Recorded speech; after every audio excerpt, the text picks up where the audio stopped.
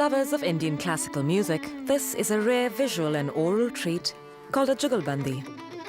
It's a melodic juxtaposition of two ancient forms of Indian classical music, Hindustani from the north and Carnatic from the south. Musicians from around New Zealand got together last month in Auckland to showcase the richness of Indian music in this 4-hour concert. We finally merge, so that finally what comes out is, see, this is one perspective, this is the other, but there's a commonality between the two perspectives as well. After all, the music comes from India. There might be two different streams, but they're not entirely dissimilar to one another. Each style for the night is represented by their distinct percussion and string instruments. On the North Indian side, the tabla. The most important thing about tabla is that this is the only percussion in the world which has its own language. Actually, these are sounds, but we call it alphabets because we recite the compositions as well. Compositions in which each syllable represents a sound and part of the tabla, along with the delicate notes of the sitar. The words I use are shimmering and fluid. So it's got a very fluid sound because the sounds move a lot, and it's got a very light tinkly sound, a lot of high-end overtones and resonance that come through. Matched with their Carnatic counterparts, the mridangam. The sound is very fine. It's not as loud as you can get a tabla to be at times because of its fineness. And the violin, but not played as most people would know it. For a Western classical, it will be, everything would be E, A, D, and G. So the E string will be tuned to E, and the A string to A, and so on and so forth. But with us, it doesn't work like that. We will decide on a pitch for the evening, and we'll tune the violin to that pitch, and for the rest of the evening, we'll play at the same pitch. Tonight, while the musicians stick to pitch D, the dynamics amongst them ensures a varied journey. But Jugalbandi is a journey that's not always smooth.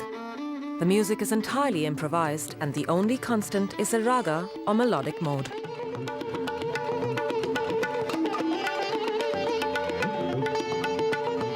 Practice together a few times, but we don't have any written scores. It's all what you generate there on the spot. So sometimes your imagination doesn't work as efficiently as you would like it to. Tonight sees not just two ends of India coming together, but on stage is also a comfortable mix of East and West. People sort of accept me really well, which I'm really pleased about, because it's not like, you know, I'm an outsider. People, if you try to play the music and people see you trying hard, then and you're paying respect to the music, they'll really welcome you in. In fact, he is a lot hardcore Hindustani as compared to me. I'm not so hardcore Carnatic. You know? I mean, I will still go into other areas of music. But Lester, I mean, it's really interesting for a Kiwi to be so focused on the Hindustani bit of music that he's learned. But together, he and I have been expanding our boundaries of music, and it's a great journey. It's fun.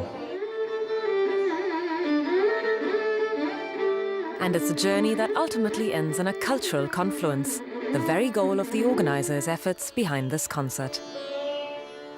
Very, very passionate about our culture and Indian, especially art and culture and theatre, purely because there's so much richness and so much vast. So if you really look at India, it's not just one country. It's probably a mixture or amalgamation of 70 or 80 different cultures that come into it. And that's the beauty of it, and I'm really passionate about it. Yeah.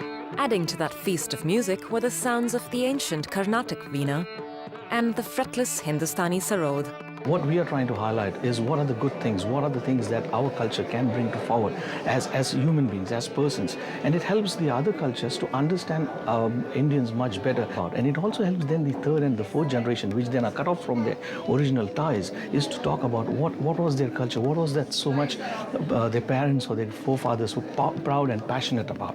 Yeah.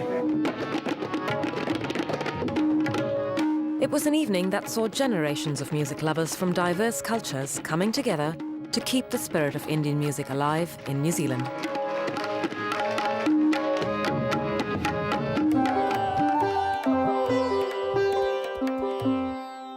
Well, that's all from us this week on Asia Down Under. Don't forget you can write to us at the address on the TVNZ website. See you next week at the same time.